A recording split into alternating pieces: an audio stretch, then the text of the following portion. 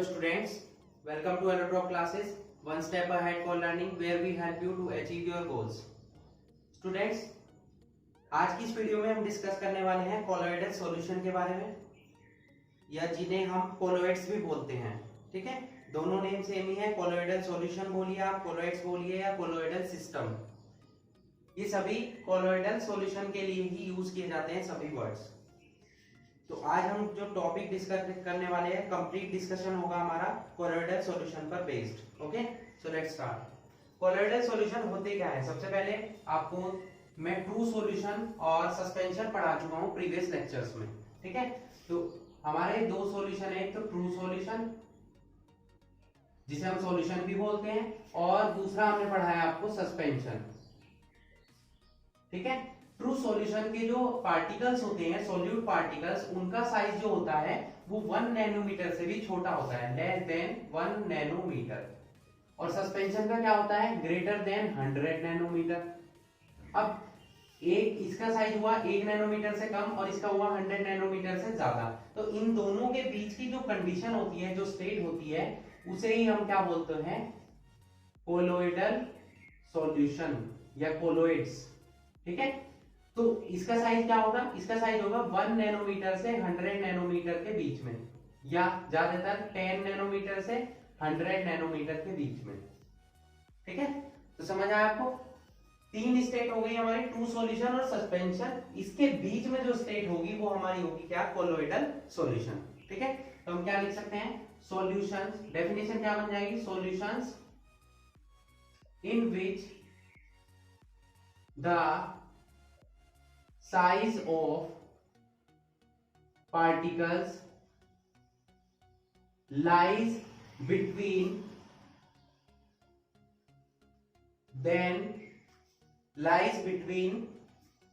those of the true solutions and suspensions are called colloidal solutions और colloids. या तो उन्हें कोलोइड्स बोलेंगे या सीधा बोलेंगे कोलोइडल सॉल्यूशन.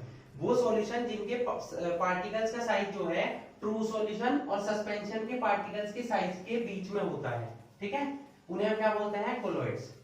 क्लियर हुआ? ध्यान देंगे, डायग्राम के थ्रू समझ लेते हैं. ये हमारे पास कुछ बीकर्स हैं. ठीक है, इसमें हमने ले लिया ट्रू सॉल्यूशन, इसमें हमारा है कोलोइड्स और इसमें हमारा है सस्पेंशन. इसके साइज का पार्टिकल्स डॉटेड होगा, बहुत ही छोटा छोटा, इस टाइप से. ठीक है, we can not see these particles by naked eye. ठीक है, माइक्रोस्कोप वगैरह की रिक्वायरमेंट होगी. कोलोइड्स क्या होते हैं? इनका साइज थोड़ा सा बड़ा होता है, जिसे देखने के लिए हमें अल्ट्रा माइक्रोस्कोप की रिक्वायरमेंट होती है. ठीक है, इस टाइप से. सस्पेंशन के पार्टिकल्स का साइज काफी बड़ा होता है, जो हम नेक्ड आई से भी देख सकते हैं, इस टाइप से. तो ये साइज के बेसिस पर डिफरेंस हुआ हमारा ट्रू सॉल्यूशन, कोलोइड्स और सस्पेंशन के बीच में. ओके,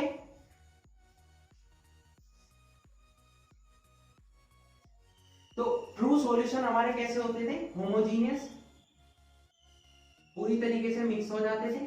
और सस्पेंशन हमारे होते थे हेट्रोजीनियस. और जो हमारे कोलोइड्स होंगे अपीयर टू बी होमोजीनियस, मतलब ये हमें होमोजीनियस दिखाई देंगे, बट एक्चुअल में क्या होंगे? एक्चुअली दे आर हेट्रोजीनियस दिखाई देंगे, जैसे ये होमोजीनियस हो, बट एक्चुअल में ये क्या होते हैं? हेट्रोजीनियस होते हैं. क्लियर? समझ आया आपको? अब ट्रू सॉल्यूशन, कोलोइडल सॉल्यूशन क्या होते हैं और सस्पेंशन क्या है, इनमें आपको क्लियरली डिफरेंस समझ में आ चुका होगा. ठीक है, ट्रू सॉल्यूशन ये सॉल्यूशन है. कोलोइड्स को हम सोल बोलते हैं, सिंपल वे में कोलोइड्स बोलते हैं, लेकिन सॉल्यूशन वर्ड ना यूज करके इनके लिए हम सोल वर्ड यूज करते हैं. मींस इन्हें बोल सकते हैं कोलोइड सोल्स. क्यों? क्योंकि दोनों में फिर डिफरेंस फाइंड आउट कर सकते हैं कि सॉल्यूशन और सोल क्या है. समझ आया आपको?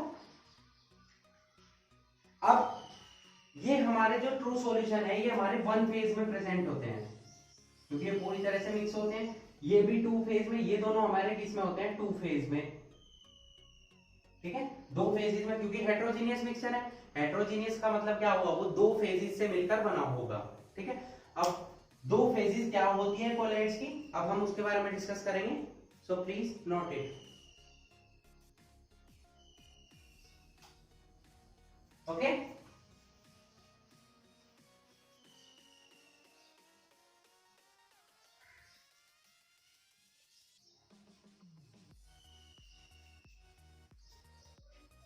तो कोलॉइडल सॉल्यूशन की टू फेजेस को हम क्या बोलते हैं, dispersed phase and dispersion medium, ये नेम है इनकी टू फेजेस का। देखिए कोलॉइडल सॉल्यूशन जो है आपके, वो कैसे होते हैं, हेट्रोजीनियस। हेट्रोजीनियस होने की वजह से ये दो फेज में मिलते हैं। नंबर वन है हमारी फेज डिस्पर्स्ड मीडियम या डिस्पर्स्ड फेज, और ये हमारा है डिस्पर्जन मीडियम। भाई आपने सॉल्यूशन पढ़ा था, सॉल्यूशन की दो फेजेस थी, दो चीजों से मिलकर बना था, वो सॉल्यूट से और सॉल्वेंट से। तो ये जो डिस्पर्स्ड फेज है, ये हमारी है सॉल्यूट लाइक फेज, और ये हमारा है सोलवेंट लाइक मीडियम, ठीक है। यानी कि जिसकी अमाउंट कम होती थी सोल्यूट की, वो हमारा जिस कंपाउंड की हमारी अमाउंट कम होती थी वो सोल्यूट होता था, जिसकी अमाउंट ज्यादा होती थी वो सोलवेंट। सिमिलरली यहां पर भी है, एक होगा हमारा डिस्पर्स्ड फेज और एक होगा डिस्पर्जन मीडियम। जिसकी अमाउंट कम होगी वो हमारा होगा डिस्पर्स्ड फेज, और वो डिस्पर्स्ड फेज जिस मीडियम में डिसॉल्व होगा वो हमारा क्या होगा, डिस्पर्जन मीडियम, ठीक है। दोनों में क्या डिफरेंस है, इन दोनों में सॉल्यूशन में, ये हमारा वन फेज में मिलता है, इसकी पूरी वन फेज है, मतलब सोल्यूट और सॉल्वेंट मिलते तो हैं लेकिन वो एक फेज बना लेते हैं। लेकिन ये दोनों मिक्स होने के बाद टू फेजेस की फॉर्म में प्रेजेंट हो रहते हैं। ये दोनों में डिफरेंस है आपका सॉल्यूशन में और कोलॉइडल सॉल्यूशन में, ठीक है। क्लियर हुआ। डिस्पर्जन फेज क्या है, डिस्पर्जन मीडियम क्या है। अब डिस्पर्स फेज और डिस्पर्जन मीडियम के बेसिस पर ही ये क्या होते हैं, सेपरेट किए जाते हैं। इनकी टाइप्स की फॉर्म में इन्हें सेपरेट कर सकते हैं, मतलब यही दोनों हमें बताते हैं डिस्पर्स फेज और डिस्पर्जन मीडियम की टाइप्स ऑफ कोलॉइड्स के बारे में, ओके। तो नेक्स्ट हम पढ़ेंगे टाइप्स ऑफ कोलॉइड्स।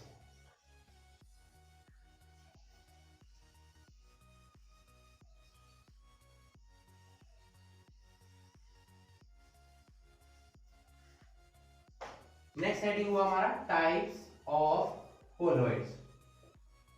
अब देखिए कोलॉइड्स हैं या सॉल्यूशन है, वो हमारे तीन मैटर जो है, मैटर तीन टाइप के होते हैं, सॉलिड, लिक्विड और गैस, उन्हीं से तो मिलकर बन रहे हैं, ठीक है। तो तीन टाइप के आपके डिस्पर्स फेज हो सकते हैं और तीन ही टाइप की आपकी क्या हो सकती हैं, डिस्पर्जन मीडियम। तो टोटल 9 टाइप्स होने चाहिए, बट एक्चुअल में वो कितने होते हैं, 8 टाइप्स के। अब क्यों होते हैं 8 टाइप्स के, देखिए 8 टाइप्स के इसलिए होते हैं क्योंकि जो गैस और गैस, अगर गैस आपस में मिक्स होती हैं तो वो हमेशा होमोजीनियस मिक्सचर बनाती हैं। लेकिन कोलॉइडल सॉल्यूशन हमारे क्या है, हेट्रोजीनियस, तो ये वाला पार्ट हमारा काउंट नहीं होगा। रिमेनिंग 8 टाइप्स हम काउंट करेंगे कोलॉइडल सॉल्यूशन में, ओके। समझ आया आपको। चलिए अब एक टेबल बना लेते हैं। डिस्पर्स्ड फेज, यहां हो जाएगा डिस्पर्जन मीडियम, और यहां हो जाएगा type of colloid. Solid, disperse phase क्या हो सकती है भाई, सॉलिड हो सकती है आपकी, लिक्विड हो सकती है, ये डिपेंड करेगी इस पर, डिस्पर्जन मीडियम पर। तो अगर ये सॉलिड सॉलिड सॉलिड हो जाए या लिक्विड लिक्विड लिक्विड हो जाए, और ये भी लिक्विड, या ये हो सकती है गैस या गैस, ठीक है। डिस्पर्जन मीडियम क्या हो सकता है, देखिए सॉलिड भी हो सकता है, लिक्विड भी हो सकता है और गैस भी हो सकता है। सिमिलरली ये सॉलिड हो सकता है, लिक्विड हो सकता है और गैस हो सकता है, ये भी सॉलिड और लिक्विड, गैस गैस मैंने आपको बताया वो होमोजेनियस मिक्सचर बनाती हैं। तो सॉलिड और सॉलिड जब दोनों सेम हो, डिस्पर्स फेज भी सॉलिड हो, डिस्पर्जन मीडियम भी सॉलिड हो, तो उस सॉलिड को हम नेम देते हैं क्या? Solid sol. जब सॉलिड और लिक्विड मिक्स होते हैं तो वो होता है हमारा सोल। सॉलिड और गैस मिक्स होते हैं तो वो हमारा होता है क्या? Solid aerosol. क्या होता है? एरोसोल। क्योंकि सॉलिड को गैस मिक्स करते हैं तो हमारा कोलॉइड बनता है हमारा क्या? एरोसोल। ठीक है। जब लिक्विड सॉलिड में मिक्स होते हैं तो बनते हैं जेल। लिक्विड लिक्विड में मिलकर बनाते हैं इमल्शन। अभी आगे पढ़ने वाले हैं, इंपॉर्टेंट टॉपिक है ये भी हमारा, इमल्शन। लिक्विड गैस में मिक्स होते हैं तो हमारे क्या बनते हैं? एरोसोल। देखिए, सॉलिड गैस में मिक्स हो रहे तो सॉलिड एरोसोल, लिक्विड गैस में मिक्स हो रहे तो एरोसोल ओनली। ठीक है। गैस सॉलिड, गैस सॉलिड में मिक्स होती है तो क्या बनता है? Solid foam. और गैस लिक्विड में मिक्स होती है तो बनते हैं क्या? फोम। अब एरोसोल, अगर देखिए एरोसोल की कंडीशंस हैं अलग अलग। सॉल्वेंट की फॉर्म में अगर लिक्विड यूज हो रहा है तो क्या होगा? अगर वाटर यूज हो रहा है तो उसे हम बोलते क्या है? हाइड्रोसोल। अगर एल्कोहल यूज हो रहा है तो उसे क्या बोलते हैं हम? एल्कोसोल। ठीक है। अगर बेंजीन यूज हो रहा है सॉल्वेंट की फॉर्म में तो बेंजोसोल। इस टाइप से इनके नेम चेंज होते रहेंगे। ठीक है। गैसेज में है ही हमारा कि गैस मिक्स हो रही है तो खाली एरोसोल बोल देंगे उसको हम नॉर्मली। क्लियर? तो ये हमारे थे types of solids, types of colloids. इनके एग्जांपल्स भी आप लिख सकते हैं, आपकी एनसीईआरटी बुक में भी टेबल दी हुई होगी, वहां से आप इनके एग्जांपल नोट कर सकते हैं। अब मैंने आपको अभी बताया कि एक टॉपिक हम पढ़ने वाले हैं इमल्शन, जो कि इंपॉर्टेंट है। जब आपकी डिस्पर्स फेज और डिस्पर्जन मीडियम दोनों ही लिक्विड की फॉर्म में हो तो वो हमारा क्या बनता है? इमल्शन। क्लियर? तो प्लीज नोट इट।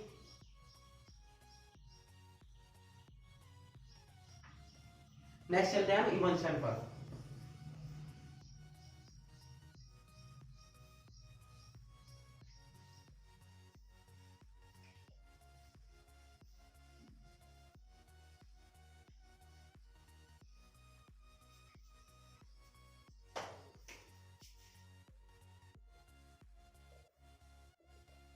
इमल्शन क्या है? एक कोलॉइड है जिसमें आपका डिस्पर्स्ड फेज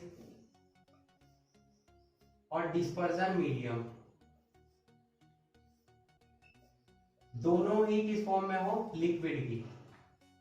ये भी लिक्विड और ये भी लिक्विड, तब हमारे क्या बनते हैं? इमल्शन। ठीक है।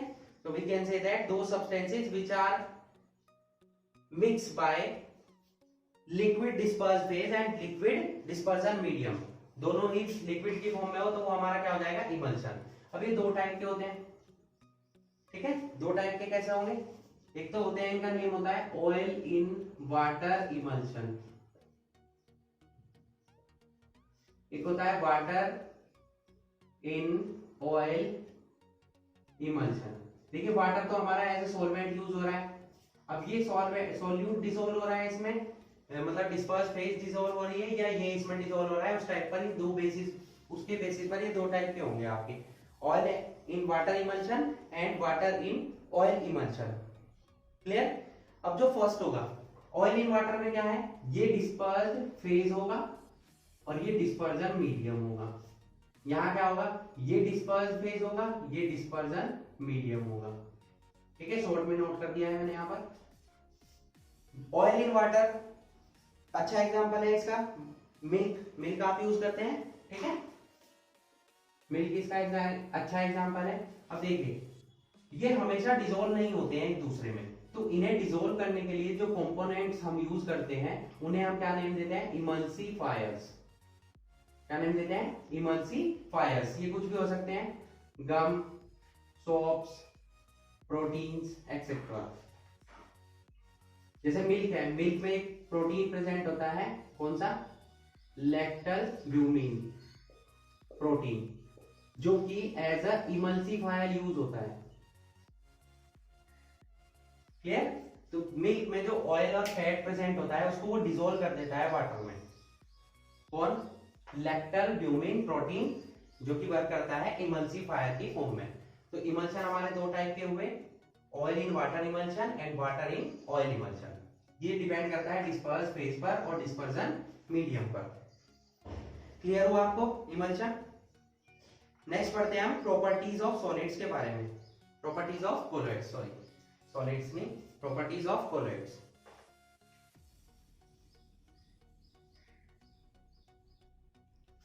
नेक्स्ट चलते हैं हम टाइप्स, प्रॉपर्टीज ऑफ कोलॉइड्स पर। टाइप्स हम पढ़ चुके हैं, अब चलेंगे हम प्रॉपर्टीज पर।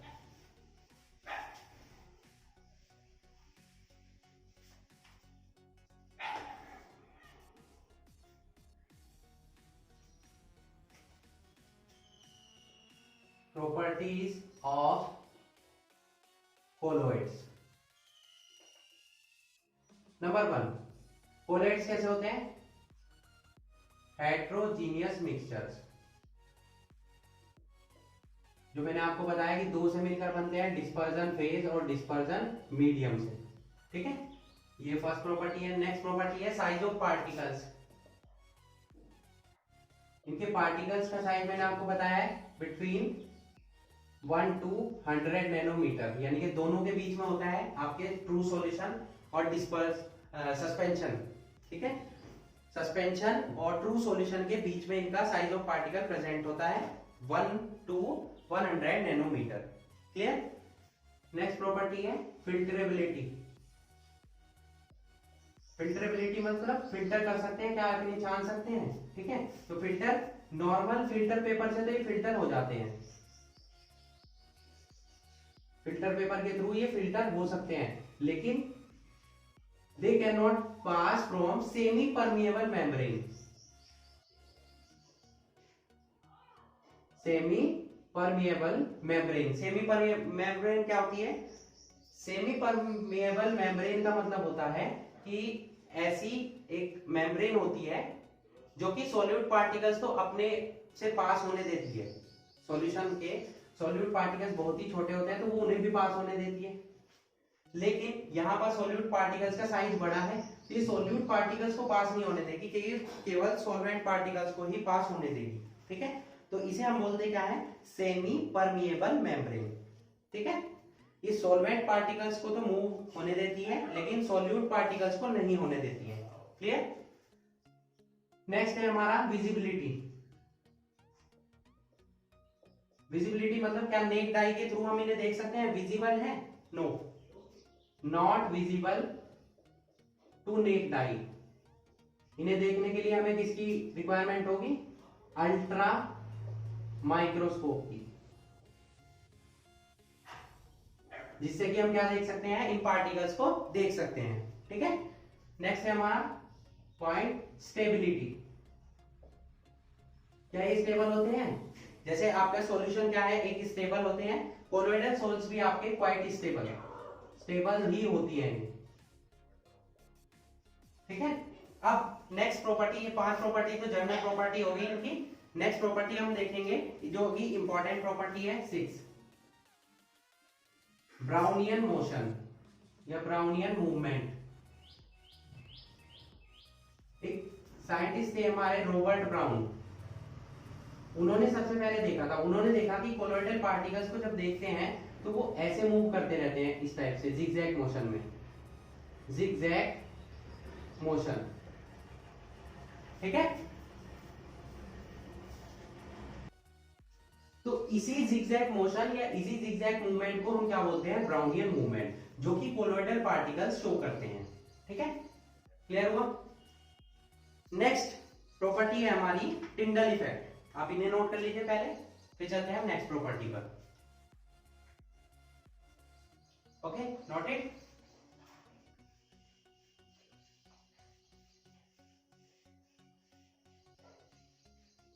वीडियो पॉज किया कीजिए और नोट कर लिया कीजिए। नेक्स्ट प्रॉपर्टी हमारी टिंडल इफेक्ट।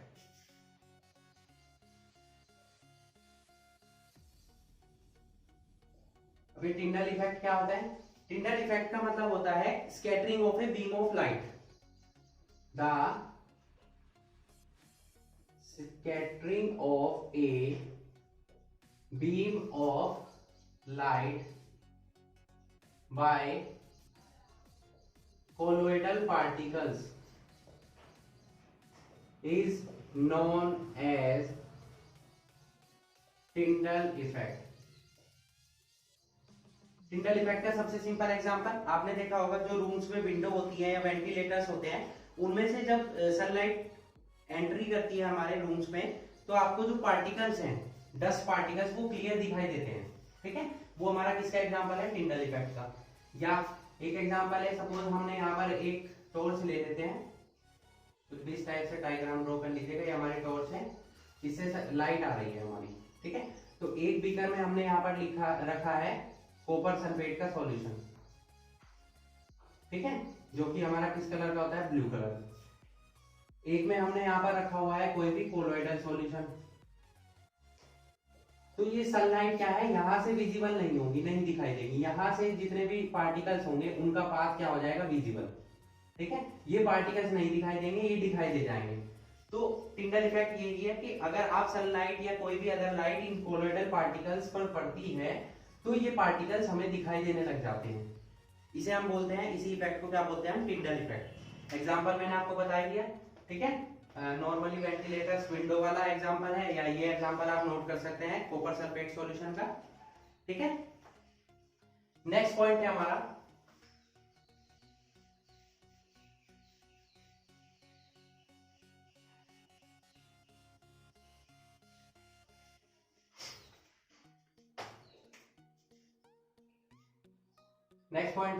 कोलोइडल पार्टिकल्स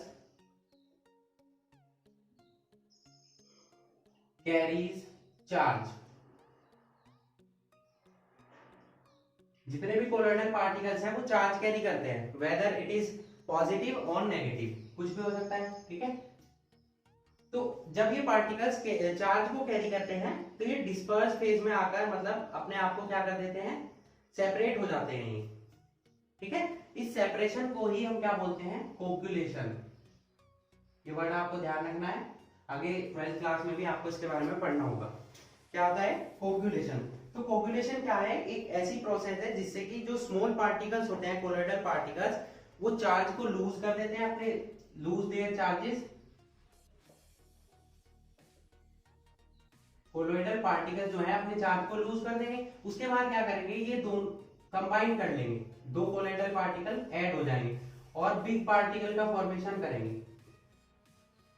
ठीक है, और बिग पार्टिकल का फॉर्मेशन होने के बाद ये नीचे बैठ जाते हैं, सेटल डाउन। इस प्रोसेस को हम क्या बोलते हैं? कोगुलेशन। ठीक है, याद रखना है आपको, कोलोइडल पार्टिकल्स कैरीज चार्ज, दे आइदर बी पॉजिटिव और negative. When these small colloidal particles lose their charges, they collapse with each other to form big particles and settle down. This process is known as coagulation. Okay? तो ये कुछ हमारी important properties थी collides की, जो मैंने आपको explain कर दिया। ठीक है, इन्हीं प्रॉपर्टीज के बेसिस पर आप ट्रू सॉल्यूशन और कोलोइडल सॉल्यूशन और सस्पेंशन, इनके बीच में डिफरेंस फाइंड आउट कर सकते हैं। ठीक है, जैसे हमारा ट्रू सॉल्यूशन होमोजीनियस है, ये हेट्रोजीनियस है, ये भी हेट्रोजीनियस है। इनका साइज क्या होता है? 1 नैनोमीटर से कम होता है, इनका 1 to 100 नैनोमीटर के बीच में होता है, और इनका 100 नैनोमीटर से ज्यादा होता है। ठीक है, ये विजिबल होते हैं नेक्ड आई से, ये विजिबल नहीं होते, ये विजिबल नहीं होते हैं, ये आपके स्टेबल होते हैं, ये भी क्वाइट स्टेबल है, ये अनस्टेबल है। इस टाइप से आप इनके बीच में डिफरेंस फाइंड आउट कर सकते हैं। एग्जाम में पूछा जाता है ये क्वेश्चन, ट्रू सॉल्यूशन और कोलोइडल सॉल्यूशन और सस्पेंशन के बीच में डिफरेंस। ओके, तो यहाँ हमारा कोलोइडल सॉल्यूशन का जो टॉपिक था वो कंप्लीट होता है। नेक्स्ट लेक्चर में हम नेक्स्ट एक इंपॉर्टेंट टॉपिक पर डिस्कस करेंगे। ओके, तो तब तक आप कोलोइडल सॉल्यूशन की प्रैक्टिस कीजिए और इन तीनों के बीच में डिफरेंस नोट कीजिए। Okay, so that's it for today. Hope you enjoyed the video and thanks for watching. Thank you.